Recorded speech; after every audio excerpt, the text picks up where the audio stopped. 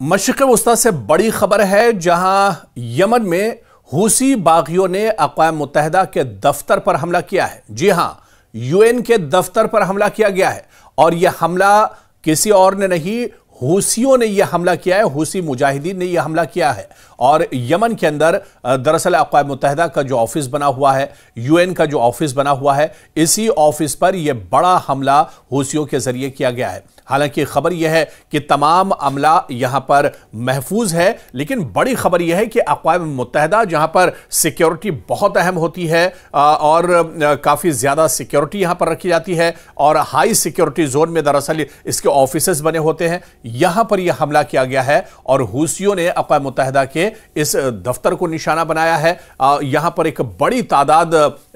जो वर्कर्स थे, जो एम्प्लॉइज थे, इसका जो पूरा जो अमला था वो यहां पर मौजूद था और इसी बिल्डिंग पर और इस पूरे कंपाउंड में यह हमला किया है। दरअसल यमन में जारी तवील अरसे से लड़ाई के दौरान हूसी लड़ाकों ने अक़वाम मुत्तहिदा के एक दफ्तर पर अचानक हमला किया है। खुशकिस्मती से इस हमले में अक़वाम मुत्तहिदा के तमाम अमले को नुकसान नहीं पहुंचा। यह वाक़या यमन में कशीदगी की एक नई झलक दिखाता है और आलमी बिरादरी के लिए भी एक बड़ी तशवीश का बायस है। जी हां, खासतौर से अगर मशरिक़ वस्ता की बात की जाए तो यह हमला मशरिक़ वस्ता के मौजूदा जो हालात हैं उस पर एक तरह से सवालिया निशान लगा रहा है। यह हमला कहीं ना कहीं बिन्यामिन नेतन्याहू की भी मुश्किलें बढ़ा रहा है। यह हमला इजराइल के लिए तशवीश के बायस एक तरह से बन सकता है और इस हमले के बाद पूरी दुनिया में दरअसल एक बाज़गश्त हुई है और पूरी दुनिया में इसकी धमक सुनी जा रही है, क्योंकि अब हूसियों ने कह दिया है कि वो जिस तरह से उनके साथ अमेरिका उन्हें बार बार टारगेट कर रहा है, तो ऐसे में अब वो खुलकर एक तरह से जंग के मैदान में आ रहे हैं और वो इजराइल के लिए अब परेशानियां, जो जमीन है वो मशरिक़ वस्ता में एक तरह से तंग कर देंगे। दरअसल हूसी मुजाहिदीन ने यमन के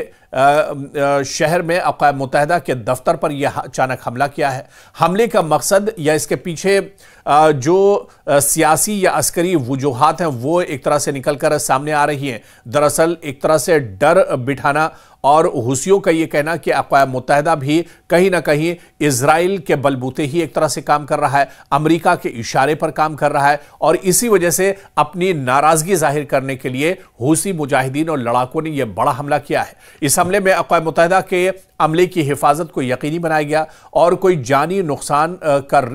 रिपोर्ट नहीं हुई, यानी कोई जानी नुकसान इस हमले में नहीं हुआ। लेकिन इतना जरूर है कि यमन में कई सालों से खाना जंगी जारी है, जिसमें हूसी जो लड़ाके हैं और हुकूमत के दरमियान कशीदगी बरकरार रही है। हूसी लड़ाके ईरान की हिमायत याफ्ता फोर्सेज हैं और यमन के शुमाली और वस्ती इलाकों पर अपना कंट्रोल रखते हैं। अक़वाम मुत्तहिदा यमन में इंसानी बहरान के हल और अमन की कोशिशों में दरअसल सरगर्म है, लेकिन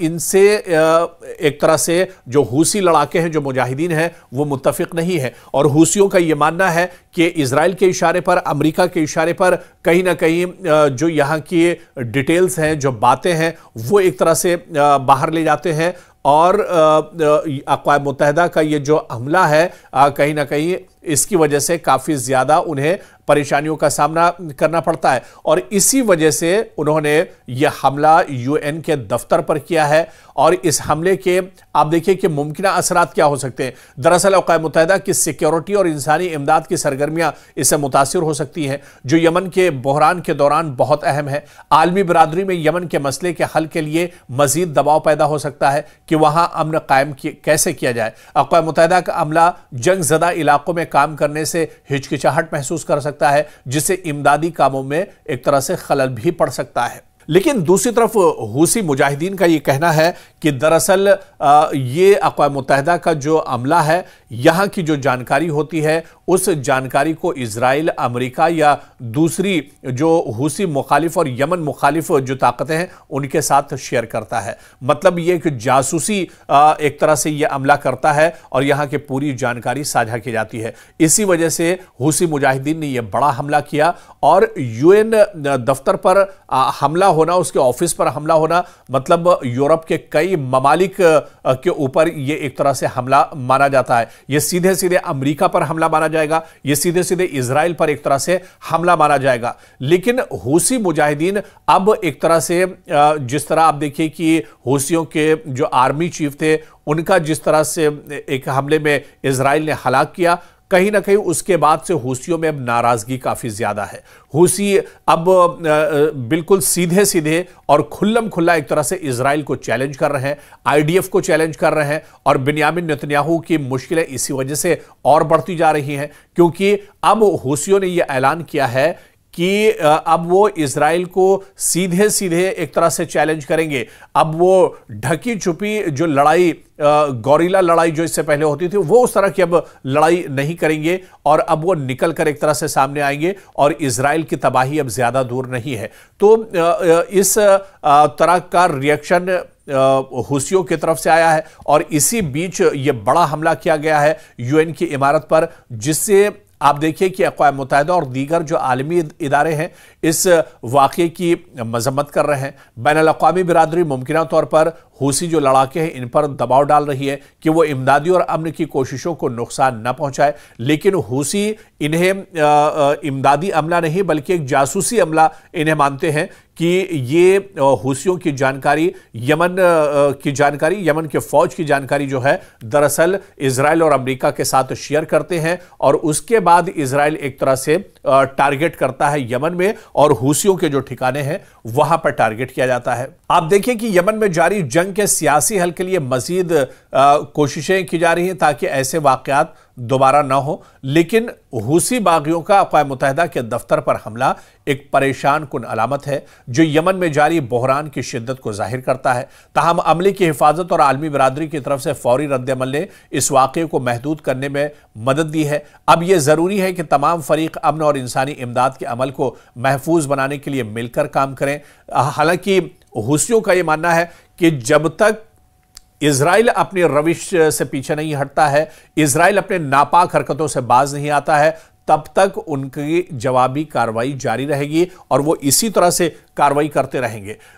एक तो हूसी जो मुजाहिदीन हैं वो गजा में जिस तरह से इजराइल ने कत्लेआम किया है उसको लेकर नाराज है। इसके अलावा यमन के मुख्तलिफ इलाकों पर इजराइल वक्फे वक्फे से अटैक करता रहता है। हूसियों का नाम लगाकर वो यमन और उसके आसपास के इलाकों पर अटैक और हमला करता है। इससे भी हूसियों में काफी ज्यादा नाराजगी है। पिछले दिनों जिस तरह से हूसियों के चीफ को शहीद किया था इजराइल ने और एक हमले में उनको मार दिया था, और उनका जो एक 13 साला बेटा था वो भी शहीद हुआ था। इस हमले के बाद नाराजगी दरअसल और ज्यादा बढ़ गई है, और इसीलिए हूसी मुजाहिदीन का यह मानना है कि वो इजराइल को नेस्तो नाबूद कर देंगे, इजराइल का पूरे तौर से खात्मा कर देंगे, और इजराइल जब तक अपनी नापाक हरकतों से बाज नहीं आता है तब तक उसे एक तरह से मुंह की खानी पड़ेगी, और इस तरह के हमले उनके मशरिक़ वस्ता में जारी रहेंगे। खासतौर से चाहे वो रेड सी हो या फिर